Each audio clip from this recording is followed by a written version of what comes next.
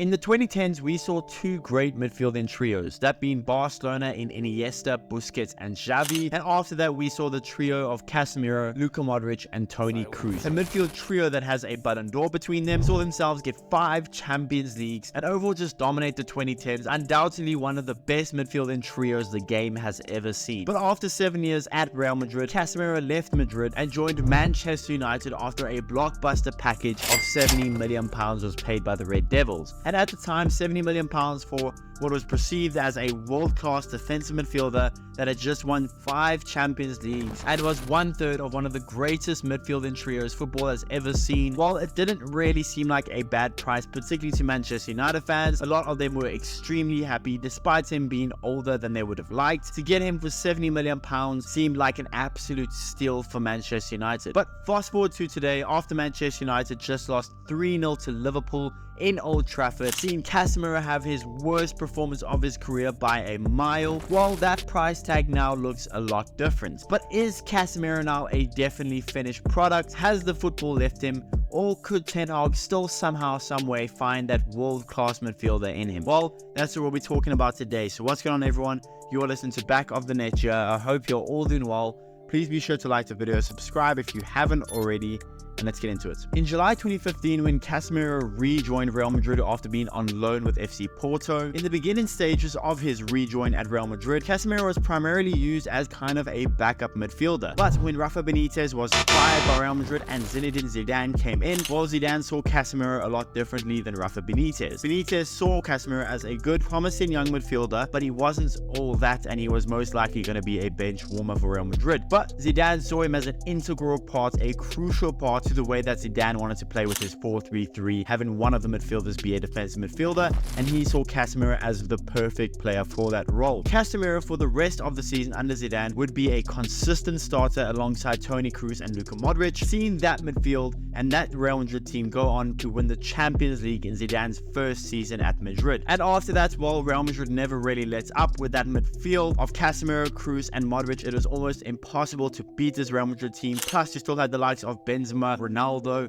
Ramos. This Real Madrid team was stacked, and they went on to win several more Champions Leagues under Zinedine Zidane. But the time came in August 22 that Manchester United wanted to make yet another push for yet another Real Madrid or ex-Real Madrid player. The season prior, ex-Real Madrid star Cristiano Ronaldo joined from Juventus, and Manchester United got Rafael Varane for €14 million. So in July 2022, Manchester United, after spending €95 million on Antony from Ajax, after spending almost €60 million on Lisandro Martinez from Ajax, after spending a further €15 million on Malacia from Feyenoord, United were not done with their spending £17 million on a 30-year-old aging Casemiro from Real Madrid, seeing United's net spend for that transfer window alone be negative €219 million. But again, like I said in the intro, getting arguably a world-class midfielder from arguably one of the best midfielding trios the game has ever seen. Yes, he's 30 years old, but he's still proven to be very effective for Real Madrid. To get him for €70 million, that looked like a steal for most people. But immediately, to me, alarm bells started ringing off. This Man United team was nowhere near as good as the Real Madrid team that Casemiro had been playing for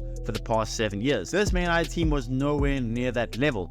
And to me, the issue is Casemiro is a really good midfielder, or he was a really good midfielder. But in the midfielding trio of having the likes of Toni Kroos and Luka Modric right next to you, it can hide a lot of your weaknesses in the game. Now, Casemiro isn't bad on the ball, he never really was, but he wasn't ever great on the ball neither. Casemiro was your enforcer kind of midfielder. And at Man United, I feared that he might have to have a different role because while the midfield isn't nearly as good as the famous trio that he was part of. Casemiro being part of that Real Madrid team for so long allowed him to hide his weaknesses, allowed him to focus on his strengths, which was enforcing the game and playing at a high level as an enforcing defensive midfielder. Casemiro did kind of get off to a rocky start in 2022, but for the most part, Casemiro did still have some really good performances for United, but there were games almost immediately when you could see the age of Casemiro already starting to kick in. And I don't believe that was even seeing his age. I believe that was showing off his weaknesses to his game. And to start this season, while it hasn't been great for Casemiro, after the first game where Manchester United got a 1-0 win over Fulham thanks to an 87th minute goal from Xerxes, a lot of people were praising praising Casemiro, saying that, well, Casemiro is back. He had a decent preseason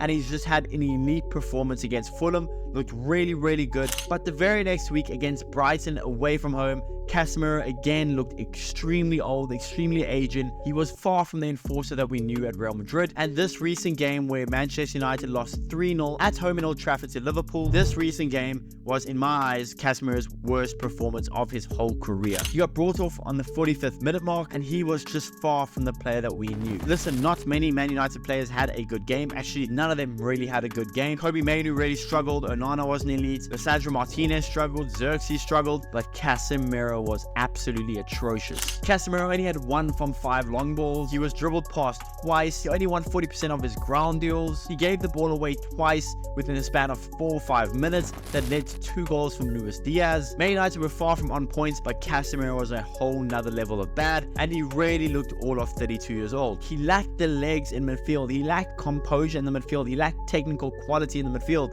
But these were things, especially technical quality, these are things that you kind of already knew when he was in his midfield trio. Even back in his prime, he wasn't elite on the ball. He never has been. But like I said, Kroos and Modric helped him kind of hide those parts of his games because they were so good on the ball. I mean, they still kind of are. Now, Casemiro has gotten far worse over the past 2 years at Manchester United. So I'm not saying prime Casemiro was as bad as this Casemiro, but through aging, through just getting worse because you're getting older, and through having all of his weaknesses exploited in the midfield that he's in, it's making sense why we're seeing the decline of Casemiro and why it's happening so rapidly. Casemiro still has 2 years left on his deal, which quite frankly, I don't know how Manchester United is going to handle. I suppose Manchester United, if they want to get rid of Casemiro, kind of just have to wait and hope that a Saudi club comes and gets him. But based off what we've just seen against Liverpool, I don't know if Casemiro will ever be back to the same Casemiro we knew. And even next to a really high level midfielder in Kobbie Mainoo and Bruno Fernandes in front of you, he still looks so out of place. And at times, quite frankly, he looks like a championship player or a youth kid that's been brought up that is out of his element. Casemiro was far from the Casemiro we knew. That was by far his worst performance of his career. And I don't know if he's ever going to quite bounce back.